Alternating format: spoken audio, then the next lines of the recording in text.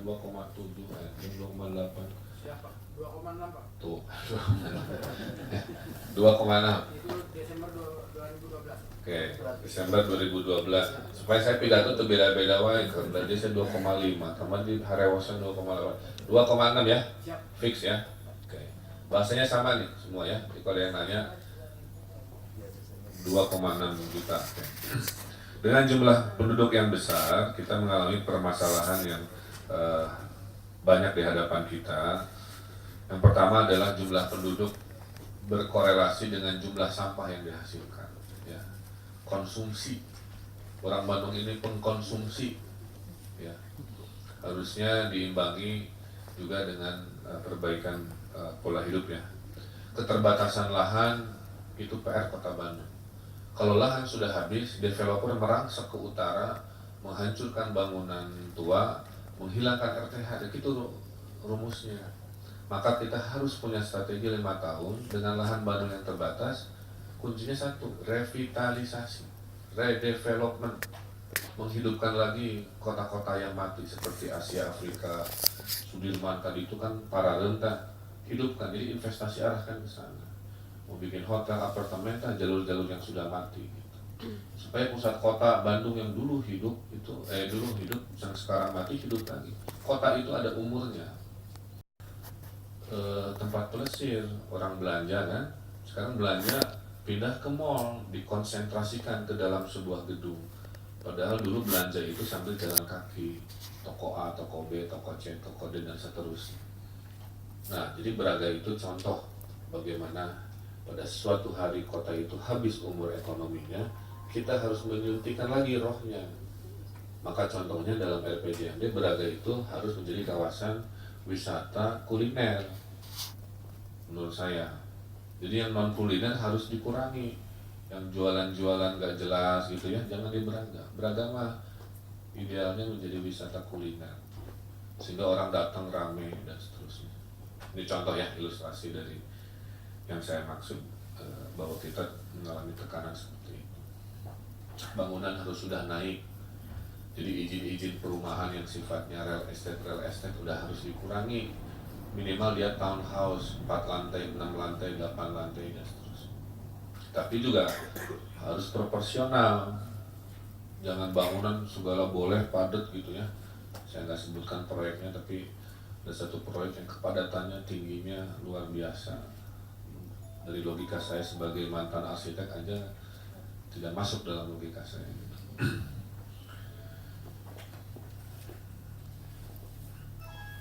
Nah, semakin berkurangnya lahan juga menyebabkan resapan air semakin berkurang ya.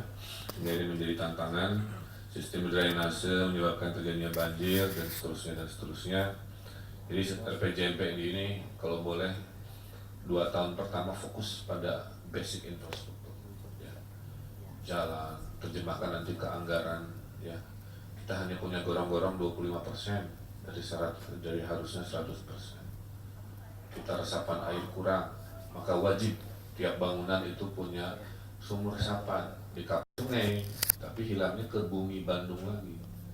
Jadi jangan berasumsi kalau ada hujan lancar ke sungai itu baik. Justru sungai itu sisa dari air-air yang tidak bisa masuk ke bumi ya. Jadi tolong diterjemahkan masalah ini seperti itu.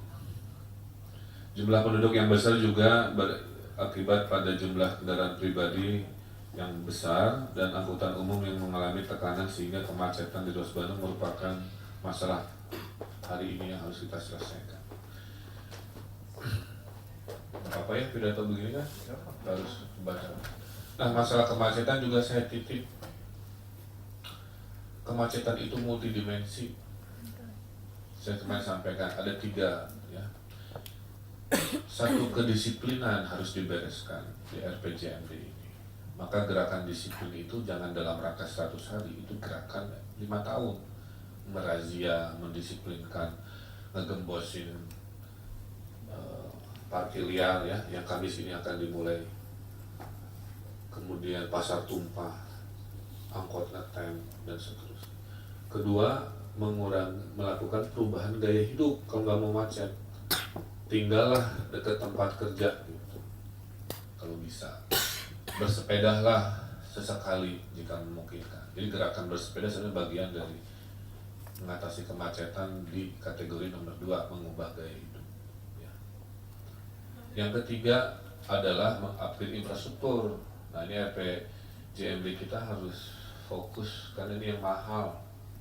Kejar itu anggaran di kementerian-kementerian, bikin flyover, underpass, monorail, bis-bis. Saya teleponin Menteri Perhubungan minta, alhamdulillah dalam 3 bulan ini 30-an bis akan hadir ke kita,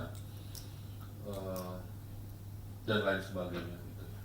Kombinasi kedisiplinan yang ditertibkan, gaya hidup yang mulai berubah, yang ramah lingkungan, dan upgrading infrastruktur, insya Allah harusnya di 2018 macet sudah mulai bisa terurai gitu.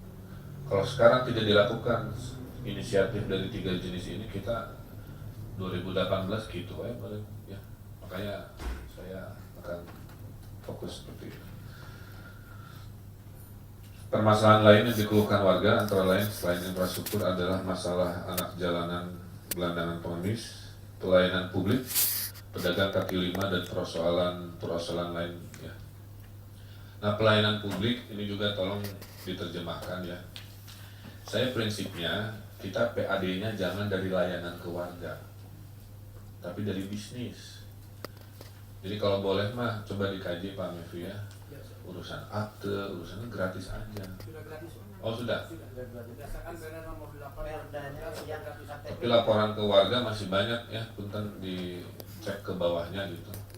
Karena masih banyak yang harus bayar dan lama. Jadi keluhan-keluhan begini kita sempurnakan ya. Kalau memang betul, saya bisa bikin pengumuman publik ya, karena publik merasa tidak begitu. Oke ya.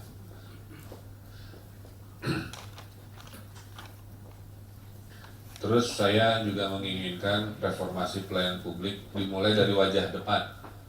Di setiap SKPD kelurahan kewilayahan, tiap bertemu warga harus datang ke sebuah ruangan yang seperti bank. Ya, ada ruangan penerima dulu, ada meja counternya rapi dan nomor antrian dan seterusnya. Kalau bisa yang menyapa warga seragamnya nanti dibikin khusus, yang lucu, yang rapi dan sebagainya. Yang menghadapi warga juga dipilih staf yang fresh gitu ya, jangan nubaut gitu ya. Karena ada komplain juga cina, di kudu ini sembari makan cina kesopan pariwan. Ya siap saya bilang. Beri samperu udah akhir bulan. Ya ini pelan-pelan lah ya, data hese. Ingatkan bahwa RPJMD Kota Bandung 2014-2018 yang kita susun seyogianya sensitif pada gender, sehingga menjadi dokumen perencanaan yang pro-job, pro-pur, dan pro-growth, serta dokumen yang mengedepankan pembangunan berkelanjutan.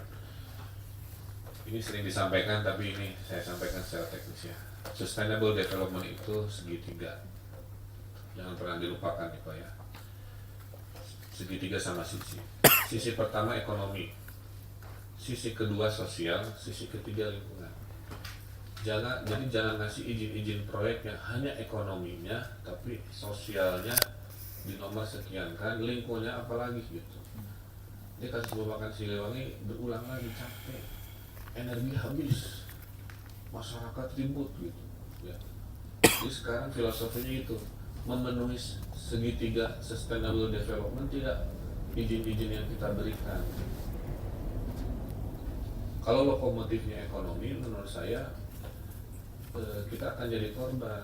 Manusia stres banyak, lingkungan rusak, kayak terlihat kota itu juga maju gitu kan, orang membangun sana sini. Maka dosen saya dulu pernah mengatakan, kalau mau lihat kota jangan lihat ke atas, lihat ke bawah. Jakarta juga sama, kalau lihat ke atas mah juga Amerika, juga Singapura juga. Tapi kalau lihat ke bawah gitu, geringan kumuh kene gitu. Itu karena kita melupakan artifisial. Di titipan saya kepada SKPD yang terkait ya, jangan hanya urusan fisik dan ekonomi, tapi manusianya ya dilibatkan. Disinilah saya ingin memberi roh tambahan di RPJMD. Filosofi membangun kita harus kolaboratif. Kalau sudah urusan kolaboratif, kita ini juara. Waktu bulan Maret saya ke Amerika menerima penghargaan karena mereka terinspirasi oleh yang namanya gotong royong khas Indonesia, khususnya Bandung, yaitu komunitas-komunitas di Bandung jumlahnya ribuan dan mau diajak sebagai partner pembangunan. Terjemahannya apa buat bapak-bapak ibu? Tiap ada pekerjaan, ajak masyarakat, pasti pada mau. Disebut par, ajak komunitas budaya, suruh ikut mikir, nggak hanya jadi objek hasil akhir. Gitu ya. DBMP kalau meroyek gitu kan, ajak berpikir gimana beresin sungai, jangan hanya fisik saja. Maka ada gerakan nanti jaga lembur dan sebagainya, misalkan bagian dari proses. Saya kira roh itu juga ingin saya sampaikan ya. Kereta. Jadi orang pikiran condong mau ke Merdeka, nggak usah bingung naik angkot jalan kaki aja mau.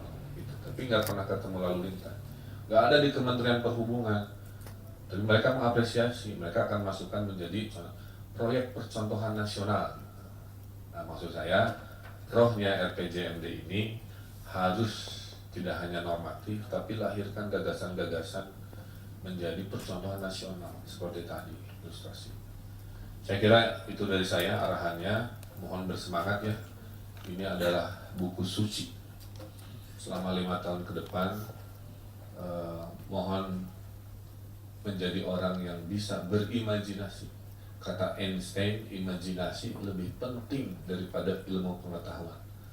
Padahal Einstein itu kan orang paling jenius, tapi dia bilang begitu. Ilmu pengetahuan dihadirkan untuk menjawab imajinasi. Jadi Bapak dalam menyusun ini jangan dalam rangka ada bahwa lagi kiawai rutin. Enggak, dengan saya ingin menghargai orang yang berimajinasi. Kalau hadir gagasan itu, saya ingin memberi penghargaan setinggi-tingginya. Terima kasih, selamat menjalani orientasi. Billahi taufiq wal hidayah. Wassalamualaikum warahmatullahi wabarakatuh.